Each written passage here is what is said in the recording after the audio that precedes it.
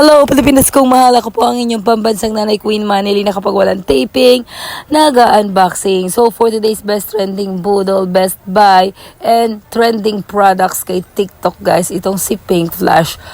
Combo ko na itong nabili. Meron na siyang liquid foundation. Ayan, i-blend natin mabuti. So, first time ako nag-try nitong brand na to. 200 plus lang to, guys. Meron ka ng liquid foundation.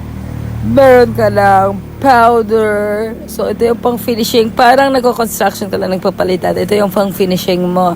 So, blend mo lang mabuti yung foundation. Then, next, natin, yung powder natin.